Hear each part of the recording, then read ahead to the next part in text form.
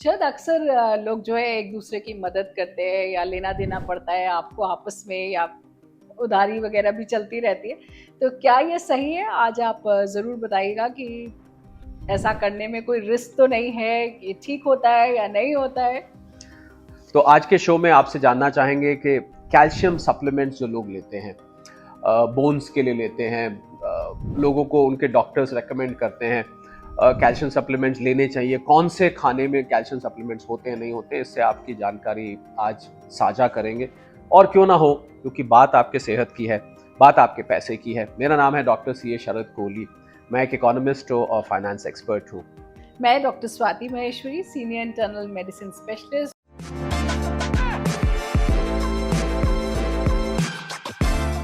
जैसे अभी शरद ने कहा, ये एक बहुत ही इम्पोर्टेंट टॉपिक है क्योंकि लोग कंफ्यूज रहते हैं कि हमें कब खाने चाहिए कैल्शियम सप्लीमेंट्स और क्या इनसे किडनी स्टोन्स हो जाते हैं। देखिए, सबसे पहले तो हमारी जो बॉडी में कैल्शियम है उसका बहुत इम्पोर्टेंट रोल है। हम ये सोचते हैं कि शायद हड्डियां मजबूत करता है और दांत मजबूत करता है, तो सिर्फ यहाँ तक नहीं, आपका ब्लड प्रेशर, आपका हार्ट रेट, यहाँ तक कि जो हमारे ब्रेन में सिग्नल्स जाते हैं उसके लिए भी हमें कैल्शियम की ज़रूरत पड़ती है। और जो कट जाता है तो खून बहने लगता है, तो ये जो क्लॉटिंग मैकेनिज्म होता है हमारी बॉडी का, इसके लिए भी हमें कैल्शियम की ज़रूरत होती है। तो कैल्शियम एक बहुत ही इम्पॉर्टेंट मिनरल है हमारे शरीर के लिए, और हम खुद से कैल्शियम नहीं बना सकते हैं, तो हमें बाहर से ही इस कैल्शियम को लेने की ज़रूरत होगी। और 99% कैल्शियम जो हमारे शरीर के अंदर होता है वो हमारे हड्डियों और दांतों में होता है, और केवल 1% कैल्शियम ऐसा होता है जो हमारे खून में घूमता रहता है। ये जो मैंने इतने सारे काम बताए उनको करने के लिए, अब हम कैल्शियम रोज अपने शरीर से बाहर भी निकालते हैं। जो हमारे बाल झड़ जाते हैं, नाखून हम जब काट देते हैं, साथ ही हमारे पसीने में कैल्शियम बाहर निकलता है, और हमारे यूरिन और मल में भी हम कैल्शियम को शरीर से बाहर निकालते हैं। तो जब कैल्शियम रोज बाहर निकल रहा है तो कहीं से तो हमें कैल्शियम वापस अंदर भी डालना पड़ेगा, ये भी हमारे लिए ज़रूरी है। तो अब ये कैल्शियम जो है आप खाने से वापस अपने शरीर के अंदर डाल सकते हैं। और अगर खाने में आप ऐसी चीज़ें नहीं खा रहे हैं या कम खा रहे हैं, तो ऐसी स्थिति में हमें सप्लीमेंट्स लेने की ज़रूरत पड़ती है, यानी कि हमें कैल्शियम की गोली खाने की ज़रूरत पड़ती है। अब ये जो कैल्शियम की गोलियां होती हैं, ये ज़्यादातर कैल्शियम कार्बोनेट या कैल्शियम साइट्रेट करके आती हैं, और आप आसानी से जो दवा आप खरीदते हैं कैल्शियम की, उसके पीछे पलट कर देख सकते हैं कि आप कार्बोनेट खा रहे हैं कि साइट्रेट खा रहे हैं, आप कौन सा कैल्शियम का प्रिपरेशन खा रहे हैं। और साथ ही आपको ये भी पता चल जाता है कि कितने मिलीग्राम उसमें कैल्शियम है, तो आप लेवल पर आसानी से देख सकते हैं। और क्योंकि कैल्शियम की रिक्वायरमेंट एक नॉर्मल व्यक्ति के लिए 1000 मिलीग्राम पर डे रहती है, तो अगर उस पर लिखा है कि इसमें 40% एलिमेंटल कैल्शियम है, तो इसका मतलब दिन भर के जो 400 मिलीग्राम है वो आपको उस गोली से मिल रहे हैं। तो इसी तरह से हमें अपने खाने में भी, मैं अभी आगे जिक्र करूंगी कि किन चीज़ों को खाने से आपको कैल्शियम अच्छी मात्रा में मिल सकता है। लेकिन अब एक बहुत ही मैं बोलूँगी पेरेंट्स के लिए इम्पोर्टेंट बात है जो समझनी चाहिए। देखिए, जितना कैल्शियम जो है मुझे आपको एक नॉर्मल व्यक्ति को चाहिए, उतना ही कैल्शियम 4 से 8 साल के बच्चे को चाहिए। और जो 9 से 18 साल के बच्चे हैं उनको तो कैल्शियम उससे भी ज़्यादा चाहिए, लगभग 1300 मिलीग्राम कैल्शियम होने चाहिए, क्योंकि हम शुरू के 30 साल की उम्र तक जितना भी कैल्शियम मिनरल होता है उसे अपनी बॉडी में स्टोर करते हैं, बोन्स में स्टोर करते हैं, और उसके बाद वो धीरे धीरे हमारी बॉडी से कम होना शुरू हो जाता है। तो ये जो फॉर्मेटिव ईयर्स हैं, शुरू के साल हैं जब आपकी हड्डियां बन रही हैं, दांत बन रहे हैं, नाखून तंदुरुस्त हो रहे हैं, तब आपको कैल्शियम अच्छे से खाना ज़रूरी है। और ज़्यादातर पेरेंट्स आप देखेंगे इस बात का बिल्कुल ध्यान नहीं रखते हैं कि बच्चे सही मात्रा में कैल्शियम खा रहे हैं या नहीं खा रहे हैं। तो ये चीज़ जो है ख़ास तौर से हमें ध्यान रखने की है। बाकी इसके बारे में और अभी बातें करेंगे आपसे ज़रूर। अब पहले आपसे पूछ लेते हैं शरद जी कि अगर आपस में लेना देना पड़े तो क्या ये सही है, इसमें कोई रिस्क तो नहीं है या घबराने की कोई बात तो नहीं है? देखिए, बहुत कॉमन है आपस में लेन देन करना, दोस्तों के बीच में, रिश्तेदारों के बीच में, घर के लोगों के बीच में। आप कुछ दिन के लिए लेन देन से मेरा यहाँ पर मतलब है, आपको याद होगा गिफ्ट की तो हमने बात करी थी।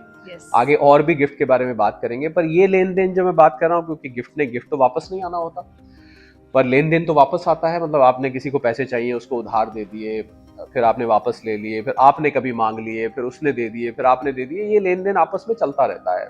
और इसके दो पहलू हैं। एक तो ये है कि आप किस तरीके से पैसे देते हैं।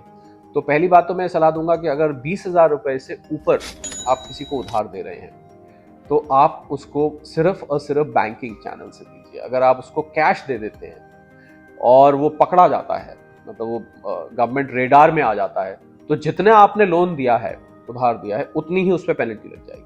मतलब आपने 50,000 दे दिया तो 50,000 लग जाएगी। इनकम टैक्स में कुछ ऐसे सेक्शंस हैं जो कि इस चीज को बताते हैं, सेक्शन 269 वगैरह है, पर चलिए उस पर हम ज्यादा टेक्निकलिटीज में नहीं जाते। हम इसमें जाते हैं कि आपको किसको दे सकते हैं। आप किसी को भी दे सकते हैं, आप अपने घर में किसी को दे सकते हैं, आप अपने किसी दोस्त को, दूर के रिश्तेदार को भी आप दे सकते हैं।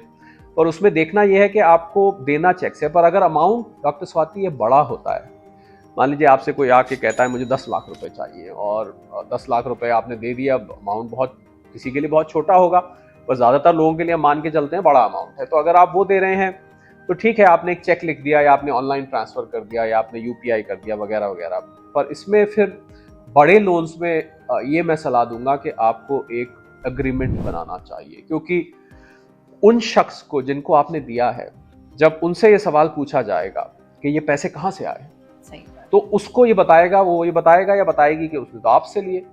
तो आप उसको प्रूव करेंगे तो आप दोनों के बीच में विटनेस लिया जाएगा। तो इस सब से बचने के लिए एक अगर लोन एग्रीमेंट बना लिया जाए, तो एक छोटा सा लोन एग्रीमेंट, कोई बहुत फॉर्मेलिटी की जरूरत नहीं है कि मैंने आपको इतने दिन के लिए दिए हैं और इस पे मैं इंटरेस्ट ले रहा हूँ, ले रही हूँ या नहीं इंटरेस्ट ले। कभी कभी आप इंटरेस्ट फ्री भी दे देते हैं और इंटरेस्ट फ्री आपस में देते हैं तो कोई दिक्कत नहीं है, पर अगर बाहर आप इंटरेस्ट फ्री लोन दे रहे हैं तो उस पर फिर ये भी शक हो जाता है कि कहीं आप इंटरेस्ट को छुपा तो नहीं रहे हैं।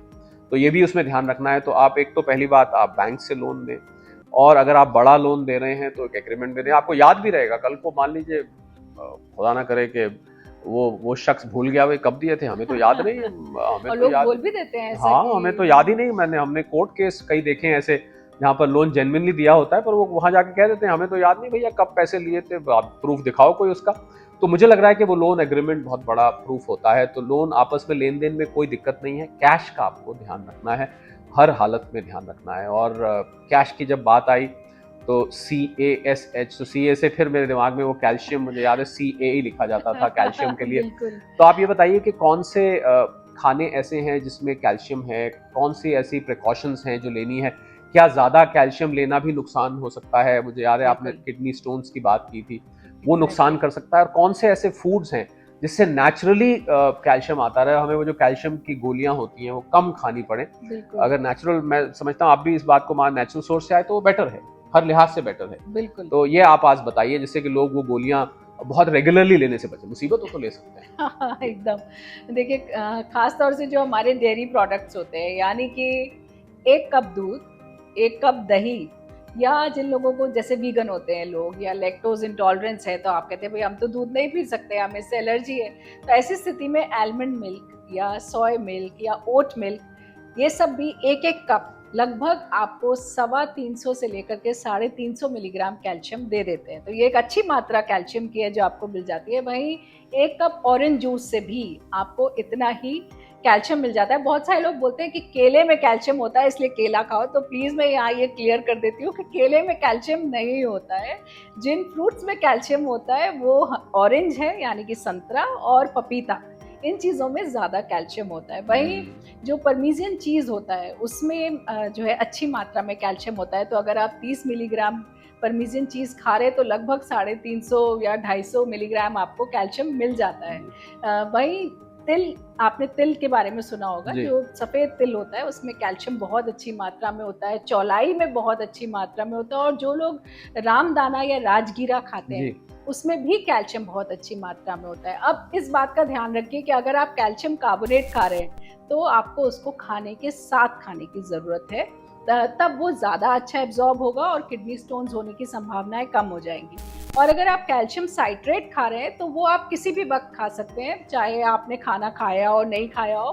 तो जिन लोगों को बहुत स्टमक की प्रॉब्लम रहती है, एंटासिड्स वगैरह ले रहे हैं, कर रहे हैं, तो उनको साइट्रेट लेना चाहिए, ग्लूकोनेट नहीं लेना चाहिए। अब किडनी स्टोन्स कैसे हो जाते हैं कैल्शियम सप्लीमेंट से? अगर आप बहुत ज़्यादा कैल्शियम खा रहे हैं, यानी कि आप खाने से भी कैल्शियम ले रहे हैं और आप ऊपर से सप्लीमेंट्स भी खा रहे हैं, 2500-3000 मिलीग्राम एक दिन में खा रहे हैं, तो ऐसी स्थिति में स्टोन्स बनने की संभावनाएं बढ़ जाती है। दूसरा, अगर आप पानी अच्छी मात्रा में नहीं पी रहे, तो क्या होता है, यूरिन कंसंट्रेटेड हो जाती है और उसमें कैल्शियम प्रेसिपिटेट कर जाता है। तो एक पानी अच्छी मात्रा में अगर हम पिएं, और तीसरी चीज़ आपको ध्यान रखना है कि अगर आप बहुत सॉल्टी डाइट खा रहे हैं, यानी कि नमक आपकी डाइट में अगर बहुत ज़्यादा है, तो किडनी स्टोन्स बनने की संभावनाएं बहुत बढ़ जाती हैं।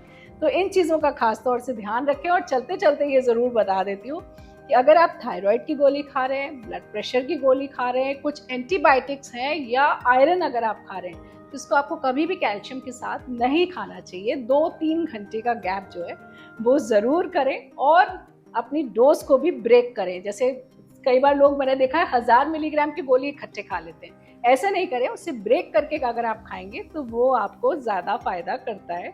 तो इस बात का खास तौर से ध्यान रखें। अब शरद जी ये और बता दीजिए चलते चलते कि क्या सिर्फ कैश में ही लेन देन करना ठीक रहता है, या कुछ और भी तरीके हैं? मुझे लगता है कि लेन देन, जैसा कि मैंने पहले भी बताया था, कैश को हर हालत में अवॉइड करना चाहिए। और 20,000 से कैश, मैंने आपको ये भी बताया, अगर आप 20,000 से ज़्यादा कैश ले रहे हैं तो आपके ऊपर पेनल्टी भी लग सकती है। और अब सवाल ये उठता है कि लेन देन कितने तरीके का है, कि आपने किसी को लोन दिया है, और कई बार तो लोन ऐसे दिया जाता है कि आपने लोन दिया और उसके बाद आपने वापस ही नहीं लिया। तो अब लोन की जो डेफिनेशन है वो ये कहती है कि एक तो उसको वापस आना चाहिए, तब लोन तब कहलाएगा अगर वो वापस आएगा। दूसरा, उस पर इंटरेस्ट होगा, अगर आप प्रॉपर डेफिनेशन देखें।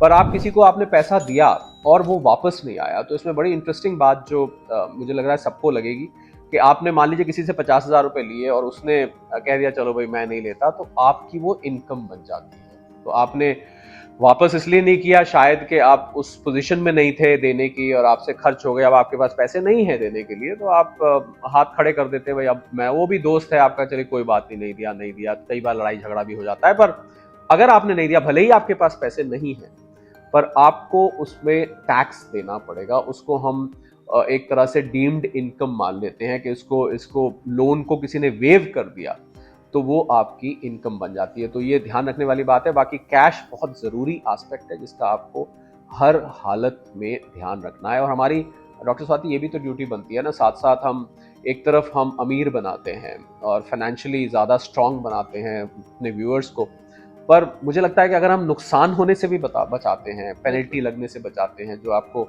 ड्रेन आउट कर सकती है, तो वो भी तो पैसा भी का काम है। तो साहब, आप शो देख रहे हैं सेहत भी पैसा भी, और बहुत सारी जानकारी, गुड हेल्थ गुड वेल्थ, इन्हीं से संबंधित जानकारी आप पीछे भी देख सकते हैं। गुड हेल्थ गुड वेल्थ, हम चाहते हैं आपकी वेल्थ अच्छी हो, आपकी हेल्थ अच्छी हो, और डॉक्टर स्वाति और मैं मिलके आपको बहुत सारी ऐसी टिप्स इस शो में देते रहते हैं। तो आप देखते रहिए, इसको सब्सक्राइब करते रहिए, कमेंट करते रहिए, हमसे सवाल भी पूछते रहिए, हमारे लाइव सेशंस में भी जुड़ते रहिए। डॉक्टर स्वाति, बिल्कुल, तो हमें ज़रूर से हमारे शो को लाइक करिए, सब्सक्राइब करिए, अपने कमेंट्स लिख करके हमको भेजिए, हमको उन सब का बहुत इंतज़ार रहता है।